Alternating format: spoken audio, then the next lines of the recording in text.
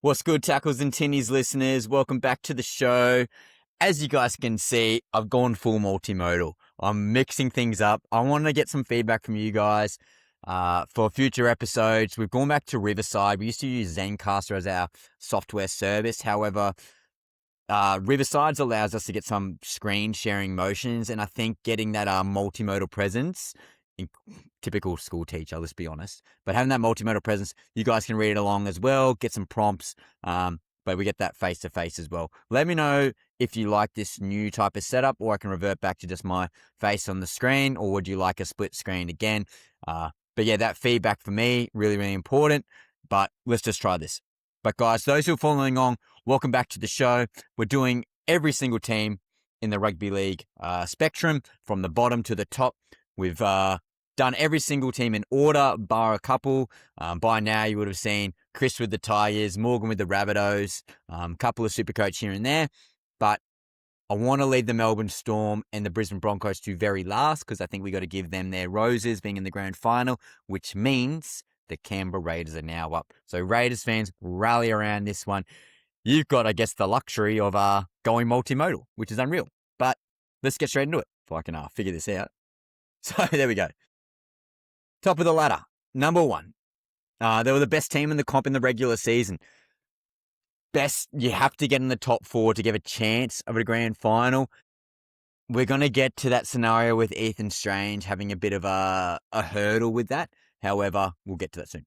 But in regards to how they went, their snapshot, 19 wins, 0 draws, 5 losses with a positive differentiation of 148 points. The 4th best attack and the 6th best defense. I think you got to be almost a top 4 team or one of the best attacking teams. Yes, they were one of the best attacking teams, but I mean like team 1 or 2. You sort of get that compensation. If we can reflect to the Broncos-Raiders games without skipping too far ahead, there was definitely situations in that game where they looked pretty lackluster in defense, particularly when the Broncos start getting a roll on. That's probably what cost them. Well, cost you guys, I should be saying. But yeah, let's just keep going. But they finished comfortably above powerhouses like the Storm, who were second, Bulldogs, who were third, asserting their dominance with, again, a positive differentiation, 148 points. Were they as good as the Storm and the Broncos in the final series? I will say not, but that probably comes down to Ethan Strange not being there. So the rise of the Raiders, a season of triumphant. I've just got some key points here. So the youth movement. KO Weeks popping off. He had that bit of a struggle midway through the year under the high ball. I thought he recovered very, very well. Ethan Strange, absolute gun. They signed Sanders. I thought that's going to be fantastic for the 2026 season. Savage had a bit of resurgence, getting dropped a couple of times or not giving a fair go the season prior. Tamale, out of nowhere. I thought he was probably one of your best, to be honest, especially on the wing. Missed him a little bit there, here and there when he was injured. But all those young fellas coming through and or signing, I even missed Kobe Black in there. You've got a young, hungry squad built for the future and the current. Huge. Pack mentality. So you guys are full pack. As the saying goes, you stack the pack. Papali'i, Tapane, Horse, Hudson Young, Morgan Smithies, Matty Nicholson when he was healthy. So many other guys that we're going to give roses to later on, but I thought your forward pack is arguably the best in the competition with youth and experience and a bit of athleticism on both parties. So your home ground advantage, I thought at GIO Stadium, you guys are absolutely unreal. So unlucky when it came to the final series, losing to the Broncos. Yeah, that was devastating for you guys. Absolutely devastating. But winter in Canberra, different atmosphere, and you guys are built different. I love when I'm on Fox Sports or Channel 9 and I'm watching you guys do the Viking clack. That is culture. That is amazing to see on TV. The ultimate question, though, despite your minor premiership, the lingering question was whether you could convert this regular season success into a grand final victory. 2025 did not result into that. 2026, maybe. We'll have to see. So again, let's give some roses to some certain players. I think most players actually exceeded expectations, but definitely want to give a shout out to Ethan Strange. Genuine long-term number 6, can play center in a pinch, could probably play fullback in a pinch. arguably could probably play 5'8". Oh, not 5'8". Could play lock in a pinch. Anywhere on the field, he's just a genuine footballer, absolute gun. Dally M58 of the year. You got a Kangaroos call up. Didn't end up getting any minutes. However, fantastic to be around those type of players with that type of experience. He's only going to be better for the run home. Tom Starling. What can we say about him?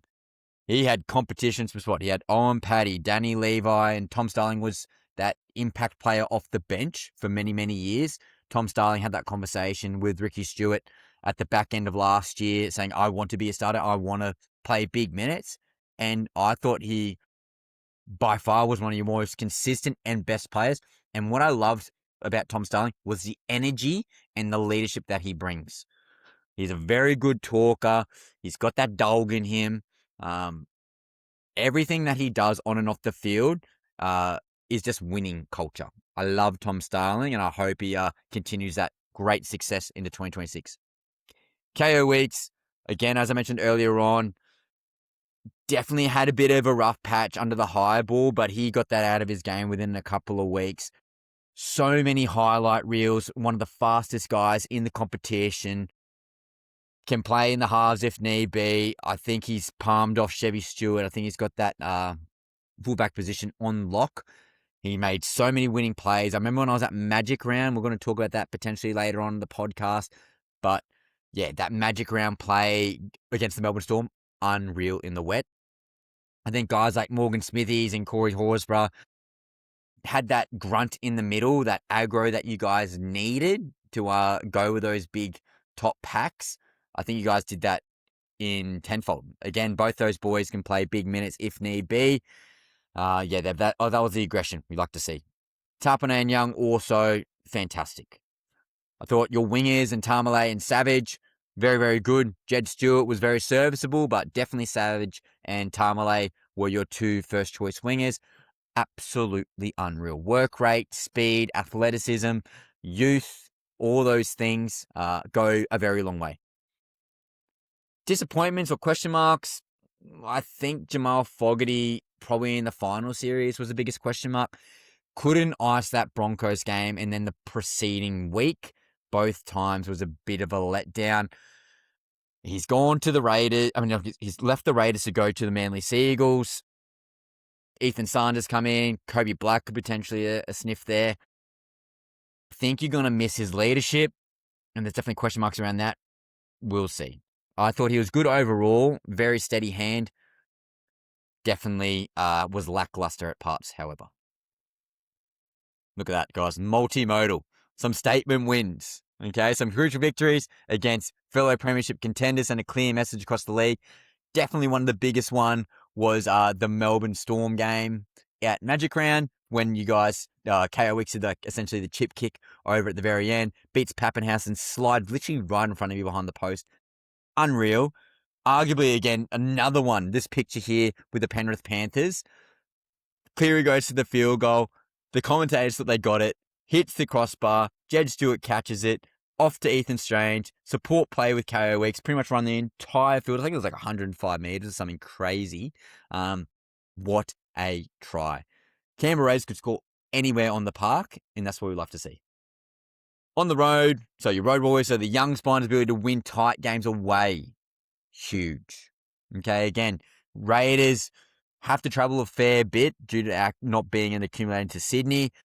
I thought, again, youth can be very, very good in regards to recovery, and the lack of experience could have been detrimental at parts of the season. However, all of your young players went above and beyond.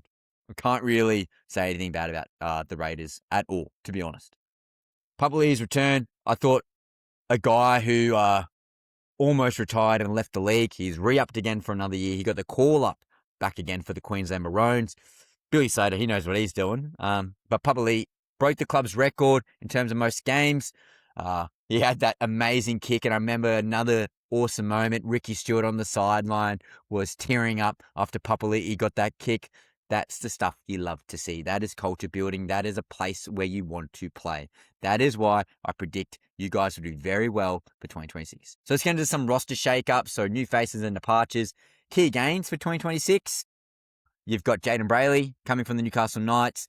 Essentially, he's a 1-for-1 with Danny Levi. Levi gone, Jaden Brayley in. So again, good hooker depth.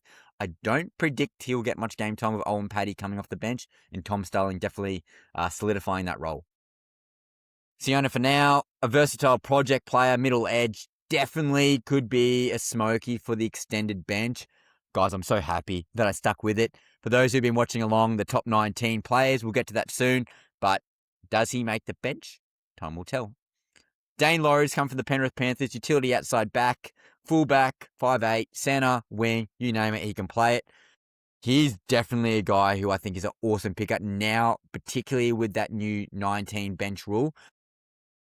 Maybe we'll have to determine if he makes the extended bench, but I think he's going to be great coverage for you guys. Kobe Black, huge signing. Huge signing. You lose Fogarty, now you got two absolute young guns coming through in Black and Sanders. Could be a long-term halves. What does that spell for Ethan Strange long-term? Could be lock. Could be lock. I don't know. Josh Papali'i's got one more year. Maybe play Ethan Strange again. We'll save that conversation for later on the podcast. Notable losses. We just talked about Jamal Fogarty. He's gone. He's gone to the Manly Sea Eagles, but he's got experience. He's got experience. He's played a lot of big games. Very steady hand. Great kicking game. Yeah, we'll see. Solo, Mooney, again, young middle, dynamic forwards, but you have so much depth. So much depth. They're just never going to get a crack. I think Trey Mooney's going to be starting for the Newcastle Knights, particularly. He's in my super coach team at the moment with that dual position at 430k.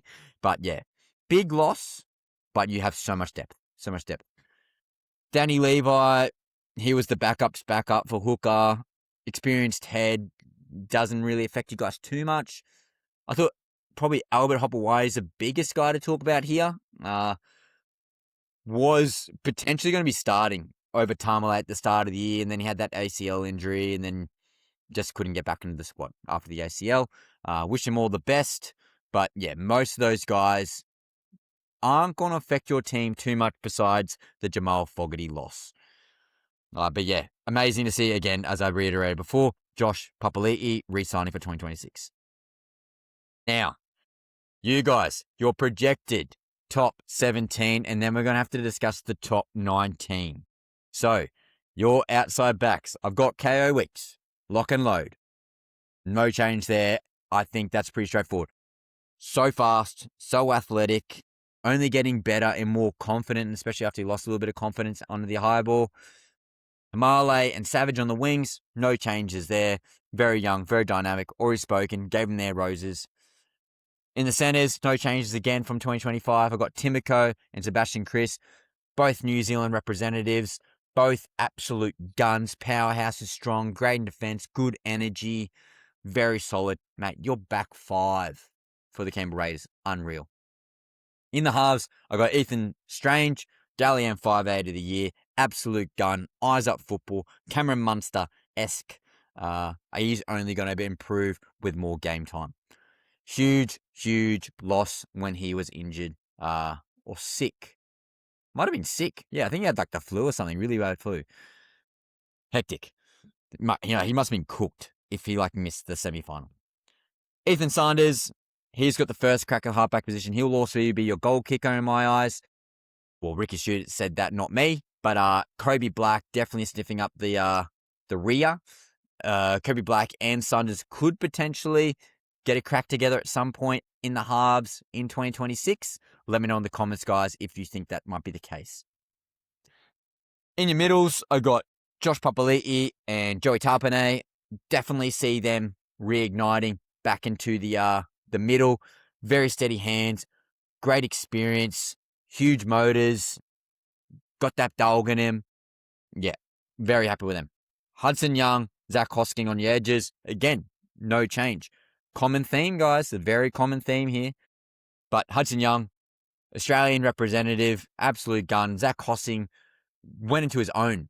Morgan Smithies, he pretty much took his job. Once Smithies went out injured, Zach Hosking went above and beyond. Matty Nicholson couldn't get back into that starting team. I am hearing murmurs, however, Matty Nicholson is starting for you guys. So that's definitely a pre-season watch. Hosking and Matty Nicholson could be a swap. But guys, let me know in the comments, Do you reckon Matty Nicholson and Zach Hosking should swap positions and Hosking come in the bench, or do you reckon Hosking still deserves to be in the starting position? Let me know in the comments. At hooker, I've got Tommy Starling. I've given him roses already, but I think the leadership, the grunt, the grit, the vocal leader of your team, he's the heart and soul, really. He's the energizer bunny. I love what he does on social media for you guys as well. Fantastic. Tom Starling, absolute gun. Can even play a little bit of lock if need be with Owen Paddy coming on. Corey Horsburgh starting at lock definitely could have a chance with Morgan Smithies there if need be, but I think Corey Horsburgh provides that experience, that aggression that we need coming from the starting team. Definitely could be an Origin or Queensland representative for 2026 as well. Guys, let me know as well. Do you reckon Horsburgh got snubbed in 2026? Well, we obviously won as Queenslanders, but yeah, definitely an interesting conversation. I thought Horsburgh was good enough to make the team. Coming off the point, your first four, okay, and I apologise, guys, I haven't got the last two on there because the Gamma AI, can never trust AI. But yeah, I'll add the other two at the very end. Owen Paddy, I believe he will be coming off the bench over Jaden Brayley. Young gun. He's a very young, inexperienced version of Harry Grant in my eyes there. That's probably like his upside comp. Obviously, Harry Grant's probably top 3 hooker of all time. So it's big shoes to fill.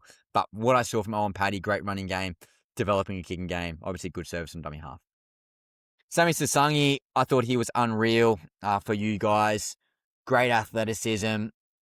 Definitely could be seen as a starter for many teams. Thought he fielded in at 5'8" for you guys in the final series. Definitely did a job there.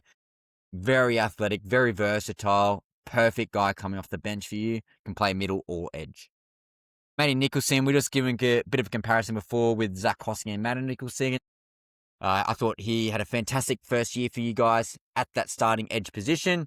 Obviously had a couple of injuries, which then made him go back to the bench. Yeah, 1A, 1B. Nicholson and Zach Hosking and Matty Nicholson definitely could be interchangeable. Definitely hearing murmurs again that Nicholson will be starting on the edge with Hudson Young. But yeah, very, very good. Very, very good back row rotation there. Morgan Smithies, again, we compared him to Corey Horsburgh. Both those guys, very aggressive, hard-working, tackle bot-based players. You need that dog in your team. Morgan Smithies, Corey Horsburgh, 1 for 1. You're going to have that consistent punch. Now, Jersey 18, which isn't on the screen, but my assumption is going to be Dane Laurie. Dane Laurie for sure. I'm going to say Dane Laurie because he can play 5'8". He can definitely play in the outside backs, chuck him on the wing, center, fullback. Played fantastically when Dylan Edwards was not there for the Penrith Panthers last year. But yeah, I definitely think Dane Laurie will be in that squad. And I think one of the Martin boys, either Noah Martin or Myles Martin, will get a crack in the top 19. Maybe Noah. I think Myles Martin's a bit of a super coach nuff for many people, so I think they're hoping he doesn't make the team. But I think Noah Martin or Myles Martin will get that last jersey spot. If I'm missing someone, guys, please let me know in the comments. Oriota, for example, could be another Smoky there. Now, Smoky picks, again, you got utility battle. Dane Laurie, again, I think he's going to be the next man up if there's an injury to the outside backs. However, Chevy Stewart was definitely tipped to be a potential Smoky start last year at fullback over KO Weeks. He's definitely there. But Chevy Stewart is off contract. So that's an interesting look. Will they re-up him now that KO Weeks has solidified that fullback position? Not sure. Adama Mateora as a middle rotation. Again, I think it's going to be him or one of the Martin boys fighting for that final position on the extended bench. Jaden Brayley as well. I don't think he gets that position due to the fact that you've already got Owen Paddy and Tom Starling. I think Jaden Brayley has missed out. Very confusing signing for Brayley. I think he could have been a backup for another team. Yeah, I don't get that. Again, great for the Raiders, or great for you guys, but I don't see him getting a job. Time will tell. Center wing shuffle, again, Sebastian Chris. Timoko, they're locked in the centres. If one of your boys goes down the wing, as in Savage and or Tamale, definitely one of those boys could shift out. Maybe even a Dane Laurie. Definitely could even be a Jed Stewart, Ricky Stewart's son, all in there or abouts. Now your halves succession plan. Kobe Black, obviously being your halfback coming from the Brisbane Broncos, touted as a very high level prospect, blue chip prospect. Queensland under 19s representative, absolute gun. Him and Sanders could definitely be pairing at some point throughout the year if there's a few injuries or if Sanders underperforms. I do believe Kobe Black has a bit of a nerve damage in his neck currently, so he's definitely not going to be there round one, but maybe long-term throughout the year, they blood Kobe Black if he's knocking on that door. Maybe even gets a chance on the extended bench. We'll see. How's this, guys? Loving the multimodal here. I'm going to see if I can blow this up for you. There we go. So navigating the 2026 fixture. How good is this? I'm proud of myself. We got key matchups. So you got 2 games against the Sharkies, 2 games against the Doggies, Panthers, Knights, Cowboys, Tigers, Storm, Rabbitohs. Tough. I think the Sharks, they're very good defensively, so I might see you guys struggle there a little bit.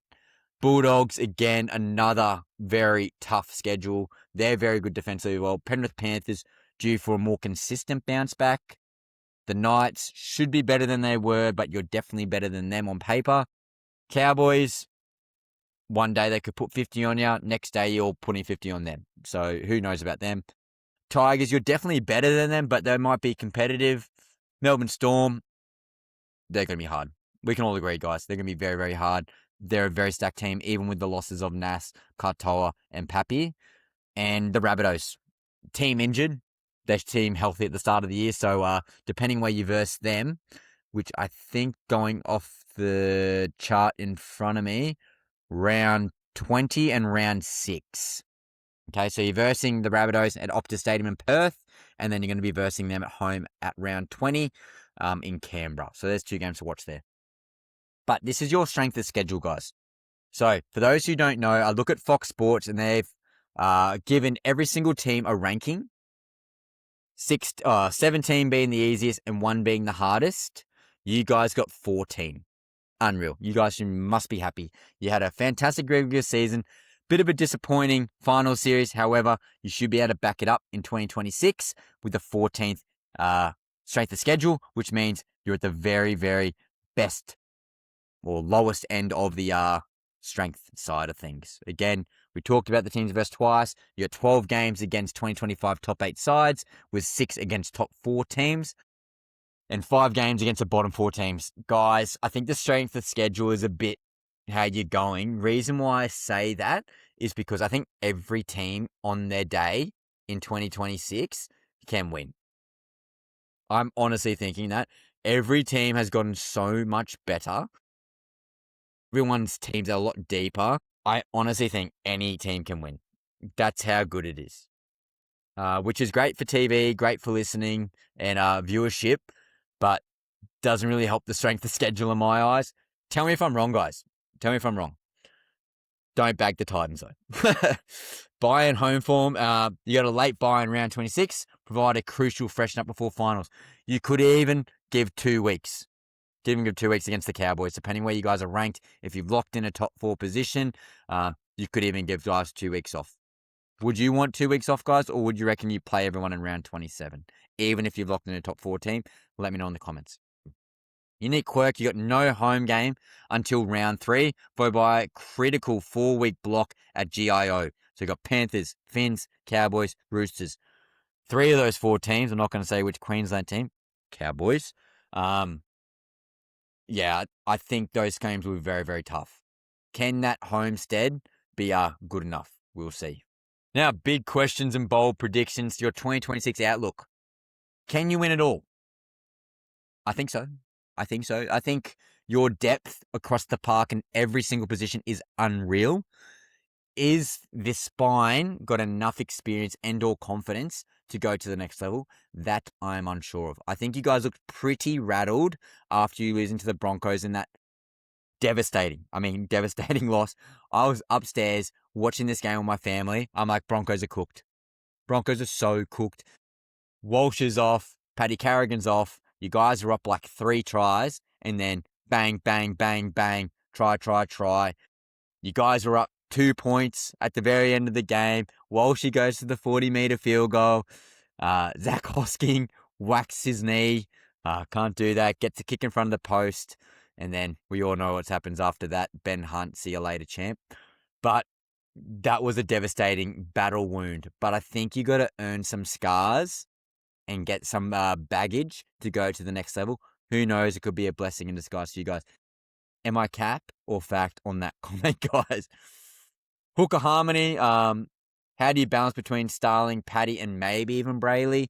Does Brayley get a crack, guys? Does he get on the extended bench? I don't predict so. I think Starling and Paddy are definitely going to be 2 rotation players. Would Brayley potentially get a release? I'm not sure. I think he's going to be quite disgruntled not getting any first grade time. Let me know in the comments. Your halves experience, I think this is your biggest variable. Obviously, Ethan Strange is a gun. Absolute gun. 5'8", Dally M, Medal of the Year. Alien, Kangaroos call-up. Could be getting the Smoky call-up for New South Wales this year. However, Ethan Sanders has not played first grade. Kobe Black has not played first grade. Your halfback situation is very scary. So that's definitely a variable to look at. Is the kicking game going to be good enough? Time will tell. And your 4-pack longevity. Obviously, Big Papa. He's up there in age. Tarpanay's had a lot of wear and tear. Corey Horsburgh. He's had some injuries. Had been out of the game here and there. Hudson Young. He's had a big year with representative football.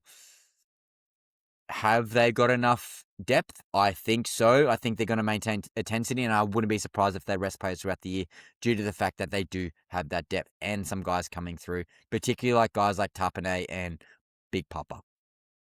So, ladder prediction. You guys got first in the regular season last year. I think for 2026, I've got you guys between 3rd and 5th. And for guys who are following along, I feel like I've said a few teams for 3rd and 5th. I don't see you guys necessarily dropping out of the top 8. I think overall your pack and your outside backs will carry you home. Obviously, there is a question mark regarding Ethan Sanders and Kobe Black in the halves. But I think the extended bench will help you guys as well. Definitely help you guys. But yeah, I've got you guys 3rd to 5th. Definitely high potential of locking in a top 4 position. Where do you guys think the Raiders will end up in 2026? Will they be a top 4 team? Will they go back-to-back minor premiers? Do they need to be top 4 or are they that stacked? Let me know in the comments below. But guys, that's our podcast. That was a much shorter version of the way you're doing before. I want your feedback in the comments, guys. Do you want me to revert back to the old way, or do you like the multimodal setup, or do you want me to just add more slides in? Let me know. But it's been unreal, guys. See if I can figure this out. But yeah, it's been unreal. See you back here. Yep, it's been unreal. Love you all. Next episode should be the Melbourne Storm, as I'm still figuring out this this Riverside setup. But yeah, it's been really good, guys. Appreciate all you guys. Like, share, subscribe, comment. I'm working through these technical difficulties. I'm only going to get better with more practice. Let me know if you like this format, or you want me to go back to the old format, or do you want me to add more content in? Normally, the podcast, we're going for about 45 minutes. This one's just under half an hour. Let me know in the comments. But yeah, tell a friend, guys. Get the engagement going. I appreciate you all. Enjoy your weekend.